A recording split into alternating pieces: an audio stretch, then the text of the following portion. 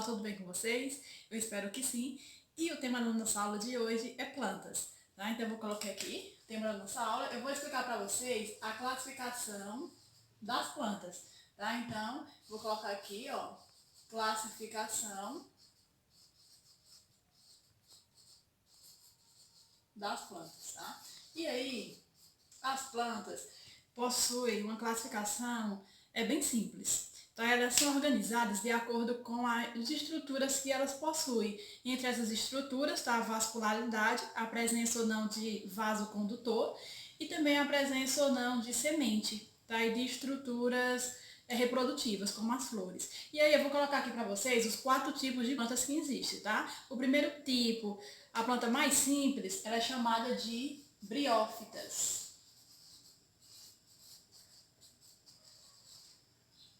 Essa é a primeira planta, né, a planta mais primitiva que tem. Aí vamos para o segundo grupo. O segundo grupo são as pteridófitas. Daqui a pouco eu vou mostrar a diferença entre elas, tá? O segundo grupo são as pteridófitas. Eu tenho um terceiro grupo, que são as gimnospermas. E por último, eu vou ter as angiospermas.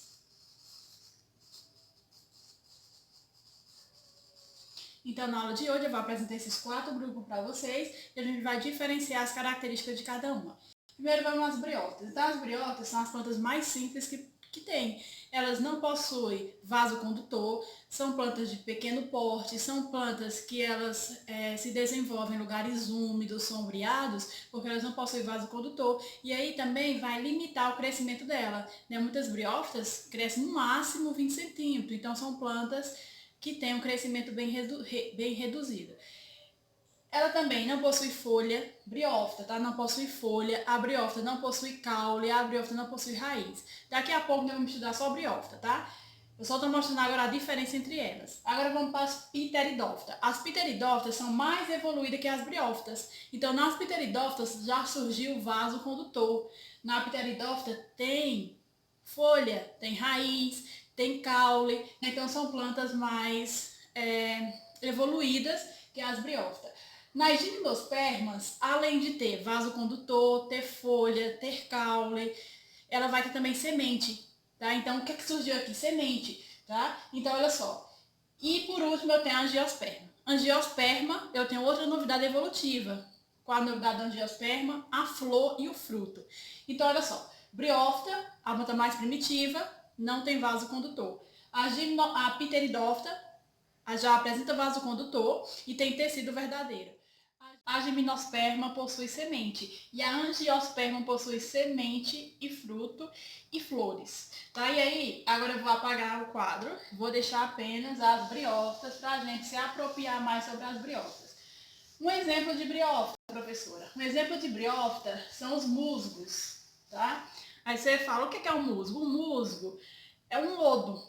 Quando chove, geralmente cresce aquele tapete esverdeado sobre teu muro, sobre a calçada. E aquele tapete verde são briófitas, são musgo. Então são plantinhas bem pequenas que não vai dar para tu ver as estruturas dela a olho nu. Por isso que eu vou deixar uma foto do musgo, né? Aqui depois dessa explanação, para que tu possa ver o que eu estou falando agora. E aí, como que é o corpo da briófita? A briófita, vou desenhar aqui a estrutura de musgo, ele possui uma estrutura chamada de gametófito, tá? Aqui é o gametófito da briófita. Vou desenhar aqui para vocês. Aqui é o gametófito. Que é o gametófito da briófita, ok? E aqui, ó, nesse gametófito, eu vou colocar aqui o nome, o que é isso? É um gametófito. Tá? Nesse gametófito possui as seguintes estruturas. Essa parte aqui, ó, embaixo, é chamada de rizóide. Então, ela não possui raiz, possui rizóide. Essa parte aqui, ó, é o cauloide. E essa parte aqui é a filóide. Então, é uma plantinha que não possui tecido especializado de folha, de raiz e de caule. Tá? Ela vai possuir um tecido apenas para a condução de seiva. E aí, ela não possui vaso condutor. Então as briófitas são plantas avasculares. Ela não possui xilema nem possui floema, que são vasos condutores de seiva. O que é um vaso condutor?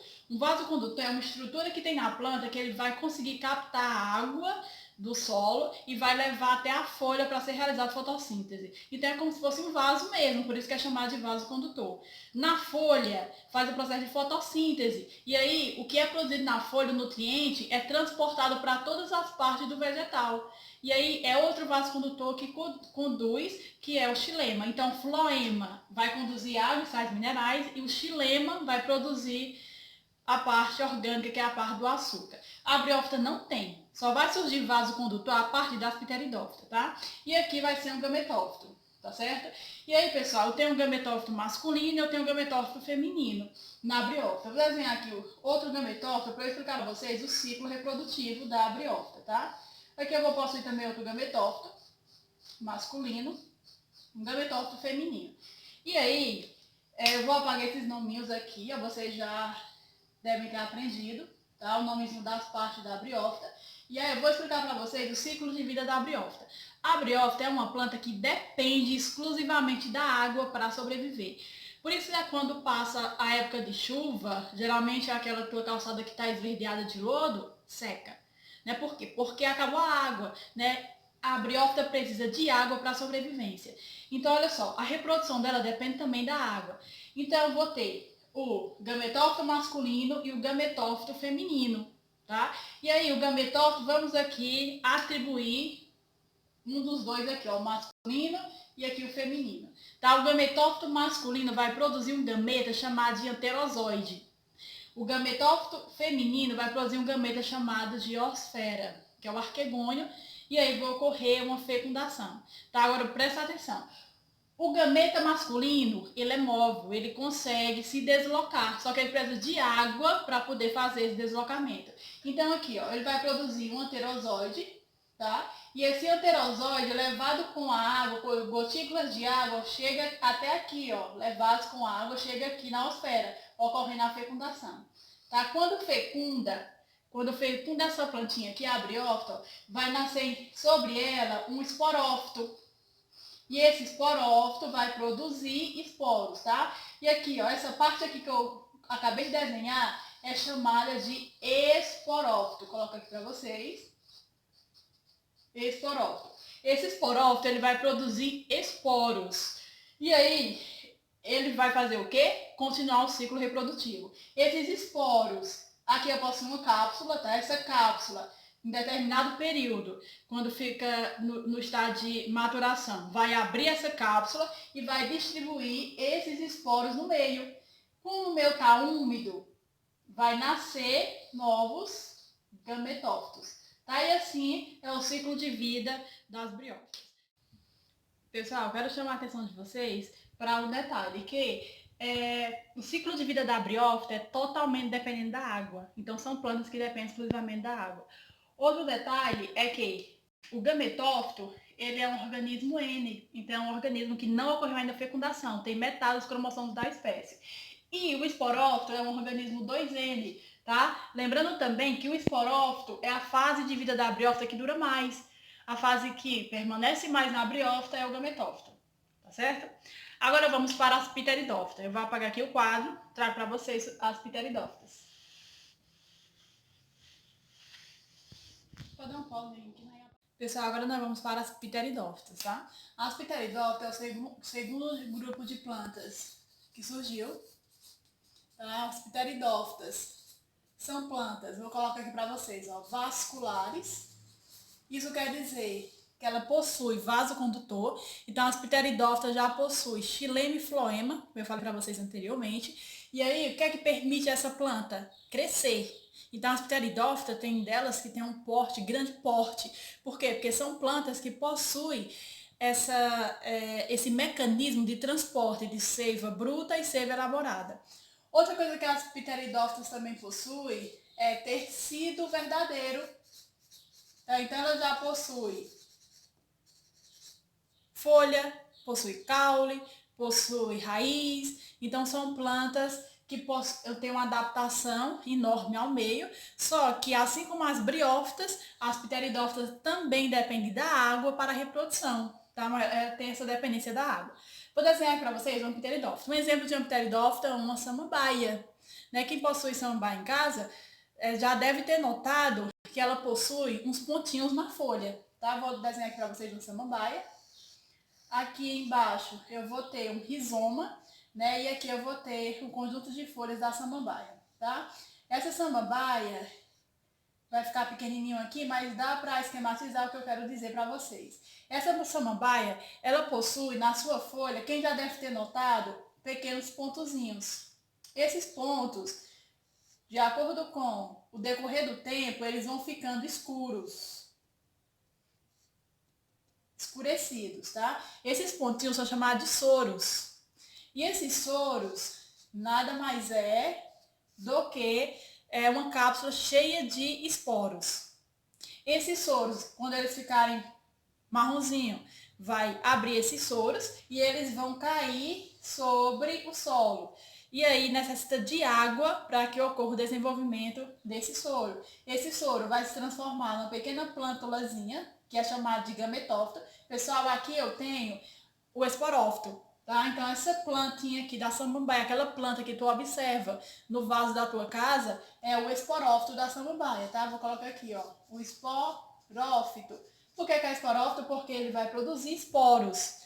Desses esporos fica concentrado nesses pontinhos marrom, que quando ele se abre, vão liberar esses esporos para o solo. E aí quando ele libera esse esporo para o solo, nasce um gametófito. Esse gametófito ele vai produzir os gametas feminino e masculino, o anterozoide e a osfera, e o masculino também é móvel. Tá? Ele vai ter uma motilidade, só que depende da água. Então é necessário água para que o gameta masculino entre em contato. Aqui eu vou desenhar outro gametófitozinho, entre em contato com o feminino e ocorre a fecundação. Depois que ocorrer a fecundação, vai nascer sobre ela aqui, ó, outro gametófito, tá? Então, assim é o ciclo de vida das pteridófitas. Então, olha só, as pteridófitas possuem vaso, é uma evolução enorme, e elas possuem também tecido verdadeiro. Só que ainda tem uma grande dependência da água para a sua reprodução, tá certo? Segundo grupo, as pteridófitas. Vamos para o terceiro grupo, que são as gimnospermas. Vou apagar aqui o quadro e trago para mostrar para vocês. Pessoal, agora nós vamos para o terceiro grupo, que são as gimnospermas.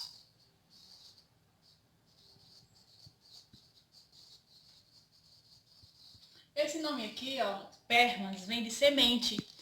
E gimne vem de nuas. Então, são plantas que possuem sementes nuas. Como assim, professora? São sementes que não têm envoltório de uma fruta. São sementes que ficam dispostas em um estróbilo, né? E aí, essa denominação, né, deu nome ao grupo.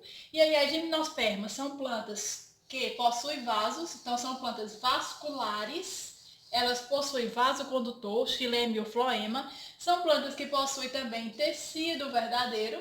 Elas possuem tecido verdadeiro. Então, elas possuem caule, folha, raiz e possuem semente. E são plantas também que possuem sementes. Pessoal, novidade evolutiva, né? Elas possuem semente. Até o momento eu não falei para vocês que os outros grupos possuíam semente e esse possui. Então a semente é a novidade evolutiva aqui da gimnosperma. Então a semente, ela permite uma propagação maior da espécie. Essa semente vai acabar a dependência por água, né? Então são plantas que para reprodução não dependem exclusivamente da água. E são plantas também que possuem um porte bem considerável porque apresentam vasos condutores. Então, o exemplo de uma gimnosperma é o pinheiro, tá? O pinheiro, vocês já ouviram falar? O pinheiro do Paraná. Nessa planta, ela possui um conjunto de sementes, né? E essas sementes, não sei se vocês já ouviram falar sobre isso, é chamado também de pinhão. E esse pinhão, né, que é um conjunto de sementes, elas ficam dispostas, né?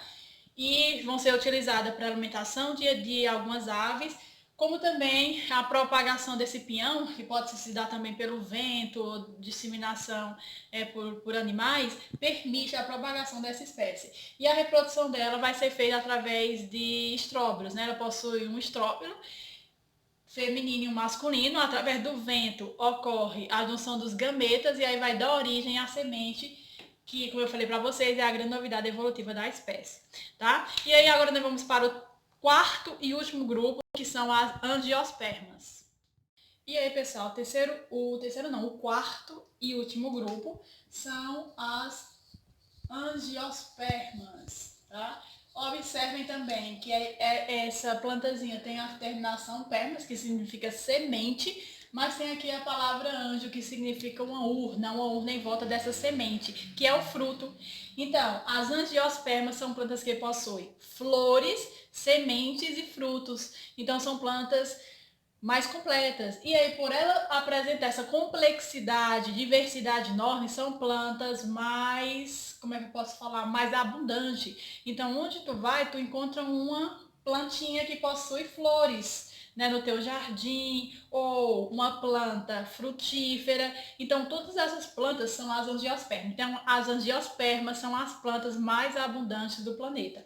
Tá? E as angiospermas, coloquei aqui para vocês também, elas também são vasculares.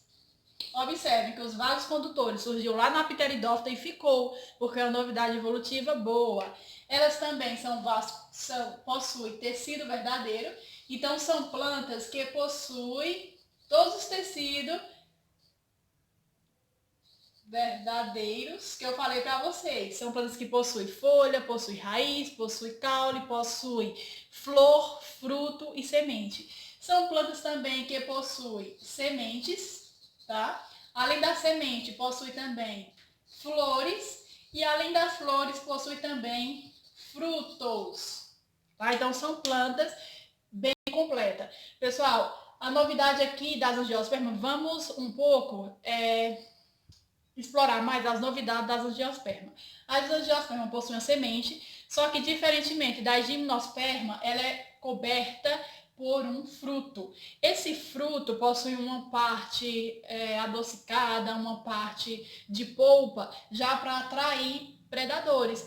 Então, um determinado animal se alimenta do fruto e ele é um dispersor, ele vai propagar a semente dessa angiosperma para outros lugares, levar a semente da angiosperma para outros lugares, né? E aí o fruto é uma novidade evolutiva boa porque vai servir para isso. Outra coisa que eles possuem também, as angiospermas, são as flores.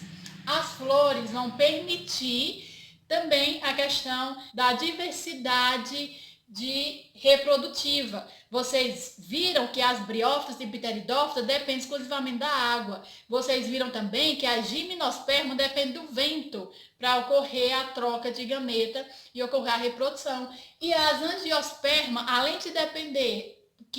de ocorrer através desses mecanismos, pode ocorrer também através de animais, como por exemplo as abelhas, né? Então as flores permitem o quê? São estruturas bem atrativas para alguns insetos, e aí esses insetos, algumas flores produzem uma substância adocicada, que é o néctar, e aí esses insetos vão visitar essas flores e fica todo cheio de grão de pólen.